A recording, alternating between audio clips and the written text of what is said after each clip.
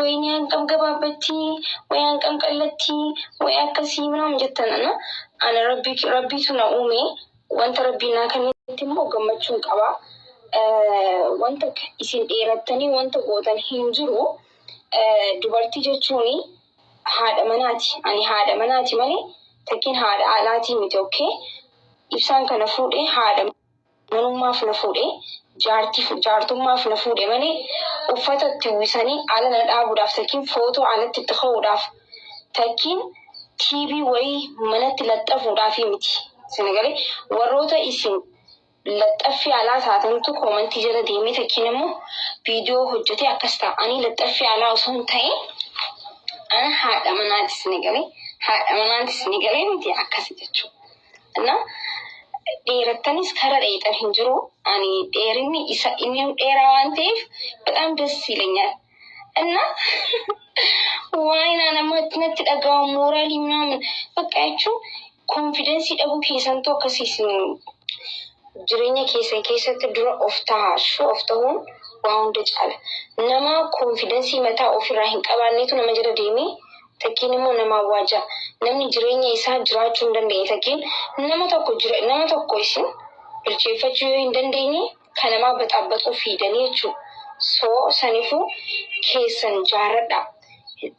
Jireenyuma keessattuu ilmi namaa kan isaa ka jaaruun beeknetu jaaruun nama dhiba baay'isawee diiguun immoo nama dhibu.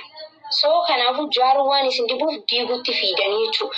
Namni tokko mana tokko yoo jaaru hedduu lafaa yoo diigu immoo yoo na waliin diigeetti namni si waliin ni diiga. Na waliin jaareetti immoo si waliin hin jaaru.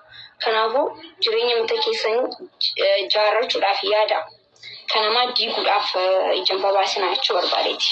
Ana mooraalii kee tokkodhaaf wayni hanqam gabaabatti way hanqam qallatti way akkasii ምናምን jettana ana rabbiitu na uume wanta rabbiin naa. Assalaamu alaykum warahmatullahi wabarakatuh. Waliyanti qaqqaalii gaarii dhugaa dubbachuudhaaf waan maayikiin jettu dhageettanii jirtanii maaliifuu namatti dhagahama jechuudha. Amma wallahi viidiyoo isiin gallakkiste tokko ka tattaphataa gadhiisan san miseejii akkuma tasaa laala jechuudha. Edaa gabaabduudha. Edaa maayikiin akkana. Edaa maayikiin akkana. Edaa maayikiin gabaabdu. Wallaahi lazim obboleeyyantiyaa otoo rabbiin irratti sodaannee baay'ee barbaachisaadha jechuudha. Maaliifuu namni kun ofii uf uumte sila mucattiin tun. Namni kun isii kana otoo amma wallaahi lazim jechuudha. Rabbiin ofii uf uumi jedheeni ofii uf uumte mucattiin tun fakkeenyaaf uf dheeressittis of yabbistillee bakka waa hunda silaa waan silaa narraa irratti jettee yaaddu tokko hunda ni guuttatti jechuudha.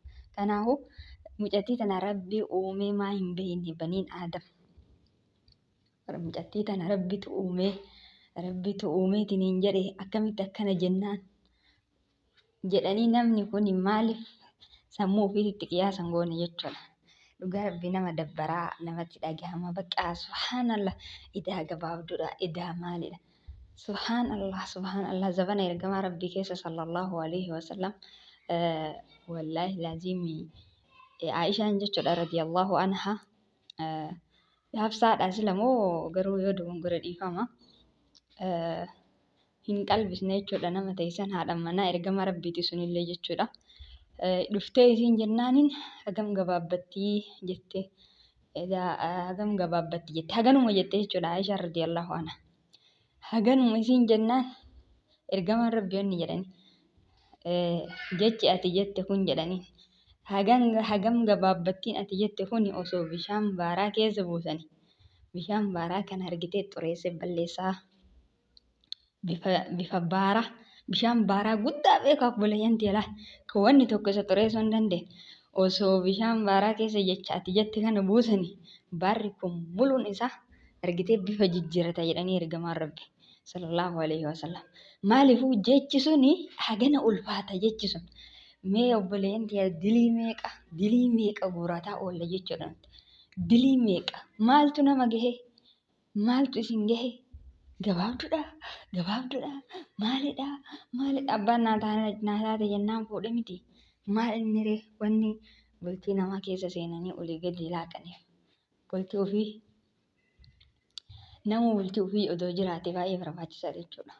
bultii namaa keessa seenuu oddoo dhabe baay'ee barbaachisaadha. Obboleettii teenya sana maaliif haamilee isii cabsan ofii of uumti. Mee ofii of uumti hojja ofii dabalatti.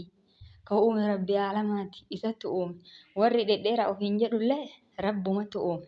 Rabbiin inshaallah gufutti nama akkasitti afaan daddarbatu san deebisuu ni danda'a jechuudha bara. Wallaaleetii miti. Yookiin ilmaan isaaniirraa baatu haga takkuu takkitti godhee irraa baasuu danda'a bara rabbi. Namni